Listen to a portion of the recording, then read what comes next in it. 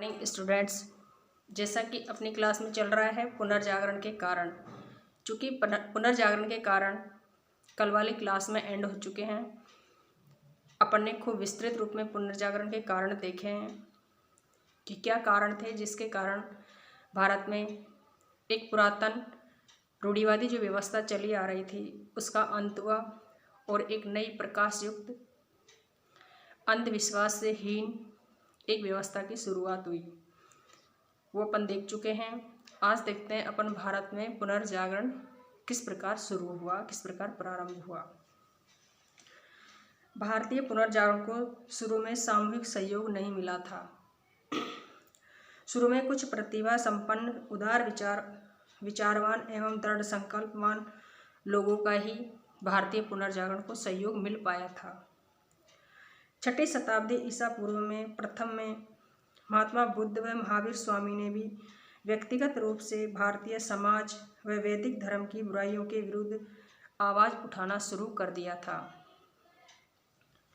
मध्यकालीन समय में संत कबीरदास ने ऐसे साहित्य का सर्जन किया था जो हिंदू मुस्लिम संप्रदायों में समन्वय जोड़ सके। इसी में आगे देखते हैं, यही कार्य गुरु नानक जी ने भी किया था। आगे चल कर के दादू दयाल ने भी हिंदू धर्म में व्याप्त अंधविश्वासों का भंडाफोड़ किया था। 19वीं शताब्दी में राजा राममोहन राय तथा स्वामी दयानंद समाज सुधारक के रूप में आगे आए थे। अब 19वीं सदी के सृजित इस बौद्धिक कोलाहल ने सने सने एक नवीन सामाजिक जागृति उत्पन्न कर दी थी। अब सामाजिक परंपराओं व धर्म प्रचलित धारणाओं पर नवीन दृष्टिकोण से विचार विमर्श होने लगा था। भारतीय लोग यह सोचने पर विवश हो गए थे कि हमें किन परंपराओं का परित्याग करना चाहिए तथा किन को अपनाना चाहिए। इस आंदोलन का संचालन किसने किया? उनमें प्रमुख थे राजा राममोहन राय। अपन देख रहे हैं कि भारत में पुनर्जागरण की शुरुआत किस प्रकार हुई।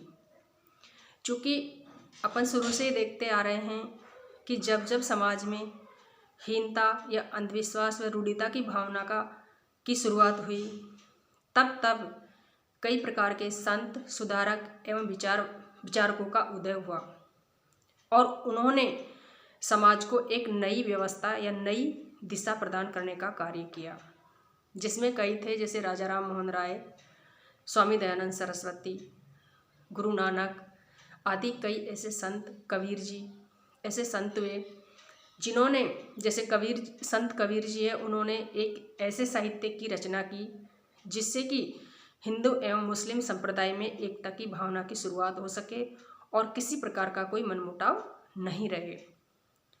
तो अपन देख रहे हैं कि भारत में किस प्रकार से इस पुनर्जागरण की जागृति उत्पन्न हुई। अब इसमें अपन आगे देखते हैं कि राजा राममोहन राय ने किस प्रकार भारतीय पुनर्जागरण को जागृति प्रदान करने का कार्य किया।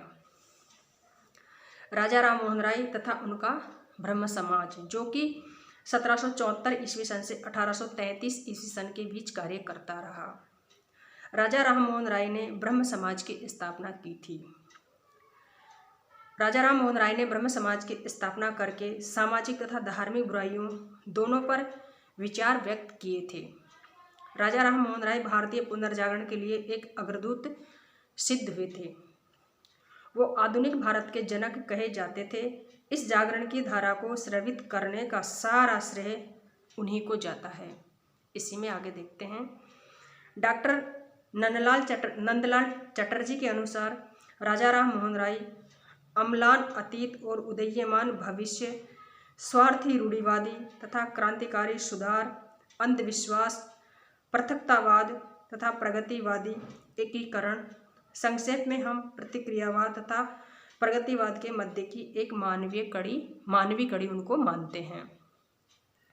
यानी कि उन्होंने समाज में फैली हुई रूढ़िवादी, प्रतिक्रियावादी, अंधविश्वास युक्त विचारधाराओं सबका विरोध करते हुए एक प्रकाशयुक्त उदारवादी विचारधारा का स्वतंत्रता युक्त, समानता से भरी हुई ऐसी भावनाओं को उन्होंने समाज में फैलाया और जागृत किया, जिससे भारतीय पुनर्जागरण को या भारतीय जनता को एक नई दिशा मिली, जिससे भारतीय जनता एक पुराने युग से निकल करके नए युग में प्रवेश करने लगी। चूँकि जैसे पहले रूढ़िवादी व्यवस्था थी, अंधविश्वास युक्त वातावरण था, ऐसी स्थिति में भारतीय जनता को यह समझ नहीं आ रहा था कि हम क्या करें और क्या नहीं करें, क्या सच है और क्या झूठ है। लेकिन जैसे जैसे उनको एक तरह से पुनर्जागरण की नई दिशा मिलती चली गई, वैसे वैसे उन्होंने इस बात का निश्चय करना शुरू कर दिया था कि हमारे लिए ये करना सही है और ये करना गलत है, इसमें हमारा हित है, इसको करने से हमारा अहित है। तो इसमें उनको योगदान देने के लिए कितने सुधारक हुए, उन्होंने क्या क्या कार्य किए, वो हम देख रहे हैं। इसी में आगे देखते हैं। राजा राम मोहन राय स्पष्ट तथा एक समन्वयवादी व्यक्ति थे। उन्होंने भारतीयता और यूरोपीयता के उत्तम तत्वों का समन्वय करके आधुनिक भारत के निर्माण का ठोस आधार तैयार किया था। यानी कि भारतीयता और यूरोपीयता दोनों के तत्वों को समन्वय करके यानी एकजुट करके उन्होंने भारतीय समाज को एक नई दिशा प्रदान करने में बहुत बड़ा योगदान प्रदान किया था। यूरोपीय विचारों से प्रभावित होने के कारण राजा राम मोहन राय पक्के मानवतावादी भी थे। इतिहासकार शील महोदय के अनुसार राजा राम मोहन राय सार्वभौम मानवतावाद के अग्रदूत थे। वे शुद्ध तथा साधारण मानवतावादी थे जो अपने परीक्षण स्तंभ से सार्वभौम इतिहास में सार्वभौम मानवतावाद के जुलूस का परीक्षण करते थे। इसी कारण रविंद्रनाथ टैगोर ने भी उन्हें भारत में नवयुग का प्रणेता माना है। यानी कि रविंद्रनाथ टैगोर जी ने उनको भारत में नवयुग का प्रणेता माना है। आगे इसी में देखते हैं। राजा राम मोहन राय को भारतीय राष्ट्रदूत का अग्रदूत और जनक भी कहा जाता है। इस प्रकार अपन देख रहे हैं कि भारतीय जो नव जागरण था या पुनर्जागरण था, उसमें राजा राम मोहन राय ने किस प्रकार से हमें योगदान दिया और भारतीय जनता को अंधकार के युग से निकाल करके प्रकाश के युग में लाने का उन्होंने कार्य किया। चूँकि उन्होंने ब्रह्म समाज की स्थापना की थी और ब्रह्म समाज ने हिंदू धर्म एवं समाज में फैली हुई बुराइयों का किस किस प्रकार से निवारण किया, वो आगे वाली क्लास में देखते हैं। धन्यवाद दोस्तों।